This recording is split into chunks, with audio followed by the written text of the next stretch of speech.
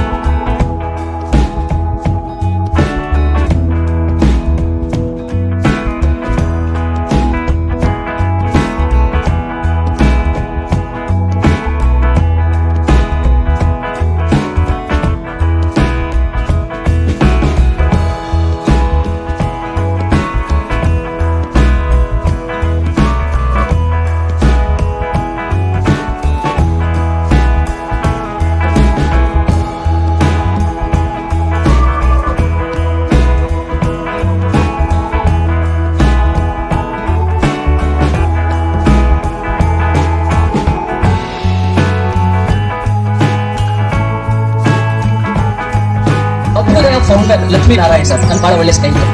ಇಸ್ರೋದಲ್ಲಿ scientist ಆಗಿದ್ದಂಥವ್ರು ಮಕ್ಕಳಿಗೆ ಉಚಿತ ಶಿಕ್ಷಣ ಸಿಗಬೇಕು, ಒಂದು ಕ್ವಾಲಿಟಿ ಎಜುಕೇಶನ್ ಅನ್ನೋದನ್ನ ನಾವೆಲ್ಲ ಕಡೆ ತರಬೇಕು ಅಂತ ವಿಜ್ಞಾನಿ ಕೆಲಸವನ್ನ ಬಿಟ್ಟು ಅಭ್ಯುದಯ ಸಂಸ್ಥೆಯನ್ನ ಸ್ಥಾಪನೆ ಮಾಡಿ ಇವತ್ತು ಊರಲ್ಲೂ ಯಾರಿಗೆ ಶಿಕ್ಷಣ ಸಿಗ್ತಾ ಇಲ್ಲ ಅಥವಾ ಯಾರೆಲ್ಲ ಬಡವರಿದ್ದಾರೆ ಅವ್ರಿಗೆಲ್ಲ ಉತ್ತಮ ಶಿಕ್ಷಣ ಸಿಗುವಂತಹ ಉದ್ದೇಶದಿಂದ ತಮ್ಮ ಸಂಸ್ಥೆಯನ್ನ ನಡ್ಸ್ಕೊಂಡು ಹೋಗ್ತಾ ಇದ್ದಾರೆ. ಅವರನ್ನ ಇವತ್ತು ನಾನು ನೆನೆಸ್ಕೊಳ್ತೇನೆ. ನನಗೆ ಬಹಳ ಒಳ್ಳೆ ಸ್ನೇಹಿತರು. ಅದಾದ್ಮೇಲೆ ಬೊಮ್ಮಂಡಳ್ಳಿ ಗ್ರಾಮ. ನೀವು ಪ್ರತಿಯೊಬ್ಬರು ಮಕ್ಕಳನ್ನೆಲ್ಲ ನೋಡ್ತಾ ಇದ್ರೆ ಬಹಳ ಒಂಥರ ಖುಷಿ ಆಗುತ್ತೆ. ಎಂತೆಂತ ಒಳ್ಳೊಳ್ಳೆ ಟ್ಯಾಲೆಂಟ್ ಇವರನ್ನ ನಾವು ಗುರುತಿಸಲೇ ಇಲ್ಲ ಅಂದ್ರೆ ಅವ್ರ ಟ್ಯಾಲೆಂಟ್ ಎಲ್ಲೋ ಒಂದ್ ಕಡೆ ಅಲ್ಲೇ ಅದು ಸೂಕ್ತವಾಗ್ಬಿಟ್ಟು ಅಲ್ಲೇ ಅದು ನೋಡ್ಬಿಡ್ತೇನೆ ಅಂತ. ದಯವಿಟ್ಟು ನಮ್ಮ ತಂದೆ ತಾಯಿಗೆ ಏನಪ್ಪ ಕೇಳ್ಕೊಂತೀನಿ ಅಂದ್ರೆ ಪ್ಲೀಸ್ ಐಡೆಂಟಿಫೈ ದೇರ್ ಟ್ಯಾಲೆಂಟ್ಸ್. ಪ್ರತಿಯೊಬ್ಬರಿಗೂ ಹುಟ್ಟನೆ ಅವ್ರಿಗೊಂದು ಪ್ರತಿಭೆ ಅನ್ನೋದು ಬಂದಿರುತ್ತೆ. ಅದನ್ನ ಮಕ್ಕಳು, ಪೇರೆಂಟ್ಸ್, ಊರಲ್ಲಿ ಇರ್ತಕ್ಕಂಥವ್ರು ಅದನ್ನ ಗಮನಿಸಿ ನೋಡಪ್ಪ ಇದರಲ್ಲಿ ಮುಂದುವರಿಬಹುದು ಅಂತ ಅವ್ರು ಪ್ರೋತ್ಸಾಹ ಕೊಟ್ಟರೆ ನಿಜವಾಗ್ಲೂ ಅವ್ರು ಅದನ್ನು ಬೆಳೆಸ್ಕೊಂಡು ಹೋದ್ರೆ ಜೀವನದಲ್ಲಿ ಒಳ್ಳೆ ಸಾಧನೆ ಮಾಡಕ್ಕೆ ಸಾಧ್ಯ ಆಗುತ್ತೆ. ಇದಕ್ಕೆಲ್ಲ ನಾವು ಮಾಡ್ಬೇಕಾಗಿರೋದು ಒಂದೇ ಕೆಲಸ. ಪೇರೆಂಟ್ಸ್ ಆಗಿರೋರು ಅವ್ರ ಮೇಲೆ ಬೇರೆ ಬೇರೆ ಆಲೋಚನೆಗೆ ಒತ್ತಾಯ ಇರದೆ ಅವ್ರಿಗೆ ಏನ್ ಇಷ್ಟ ಒಳ್ಳೇದು ಅದನ್ನ ಮಾಡಕ್ಕೆ ನಾವು ಪ್ರೋತ್ಸಾಹ ಕೊಡ್ತೀವಿ ಅಂತ ಹೇಳ್ಬೋದು.